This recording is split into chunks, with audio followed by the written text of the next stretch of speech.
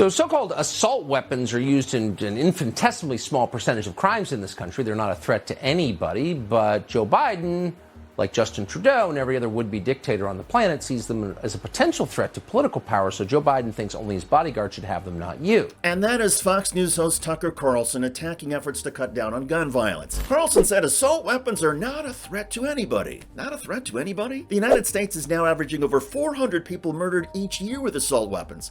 And while that's a fraction of the over 10,000 people killed each year with any kind of gun, we're still talking about 400 families who know the threat and carnage from assault weapons all too well. And over the past decade, an AR-15 has been the murder weapon of choice in nearly all of America's worst mass shootings. Boulder, Colorado, 10 people killed. Orlando nightclub, 49. Parkland, Florida high school, 17. Las Vegas Music Festival, 60 dead. Aurora, Colorado movie theater, 12 dead. Sutherland Springs, Texas church, 26 people killed. Pittsburgh synagogue, 11 people killed. Charleston, South Carolina church, 9 people killed. Not a threat to anybody? And in Illinois, the governor there, called Pritzker, has decided he's going to get a jump on this. He wants to be president, by the way, and has signed a ban into law. Now, Pritzker is threatening to arrest anyone who doesn't register the rifle with the state, because you can trust the state.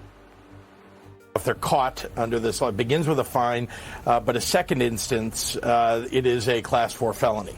That is the law of the land today. There's no purchasing or selling of these weapons in Illinois. That's right. The governor recently signed a bill that passed through the state legislature called the Protect Illinois Communities Act. It prohibits the purchase or sale of assault weapons, and anybody who already has one must register it. Again, people do not have to surrender their existing weapons, but they have to let the state know if they have an assault weapon. It's kind of like how people who drive a car have to register their vehicle with the state. Drivers, of course, also have to get insurance in case of collisions or accidents. Ironically, there is no requirement for gun owners or people who have assault weapons to get insurance for whatever mayhem they and their firearm may cause. Because, you know, assault weapons are not a threat to anybody. Tucker Carlson invited an Illinois Republican legislator to come on the show and further demagogue the state law. Listen to how he describes what is at stake. Man, I think that we are in danger of losing our country if we don't stand up, if we don't wake up. And, you know, I didn't leave the farm to go to the General Assembly to stand by and watch somebody like J.B. Pritzker trash our Constitution. Trash our Constitution? Funny, the last time I checked our Constitution's Second Amendment, it said nothing about assault weapons. And when the federal government during the Clinton administration banned the purchase and sale of assault weapons for 10 years,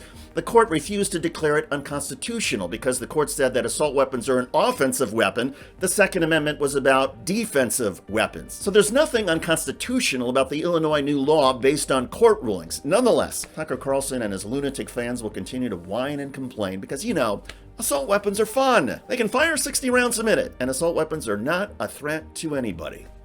Tucker, what happened to you? I'm David Shuster. Thanks for joining us. Tell me your thoughts in the comment section.